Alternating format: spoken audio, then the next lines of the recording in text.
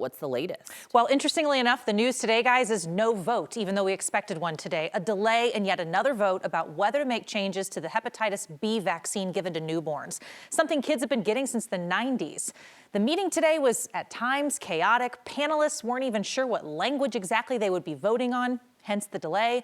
They're going to try again tomorrow. Plus, tomorrow, talk about the broader child vaccine schedule. But even holding these votes is controversial.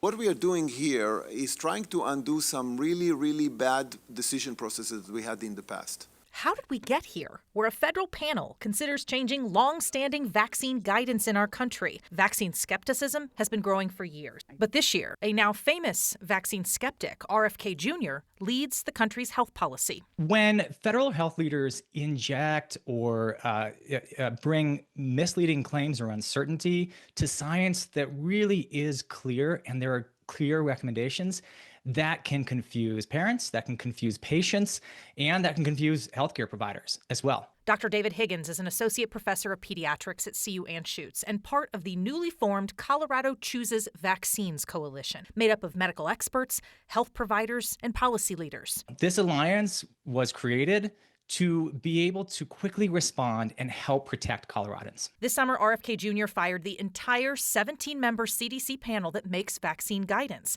and replaced them with his own handpicked members. Their latest project?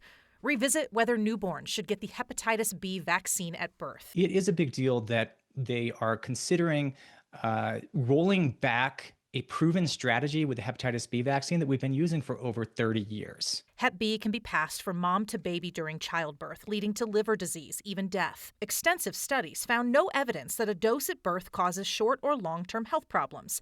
Critics say the risks outweigh the benefits. We are putting babies, millions of babies that are born to hepatitis negative B mothers that are low risk, and we are charging those babies with this program, the safety net, and expecting them to save us out of this problem. The evidence that's being presented this week is not new. These are not data and information that we are suddenly finding. We have considered all of these things in our recommendation that all newborns receive the hepatitis B vaccine at birth as a safeguard to prevent cancer. It is important for us to say, no, this is what the evidence shows. This is how you can best keep your child healthy. So the health experts we're hearing from are pushing back on changes that they worry will affect how people can get a vaccine, even if you want it. Like, even if it's okay for you as your family to get a vaccine, could it change potentially how insurance coverage will trickle down the line?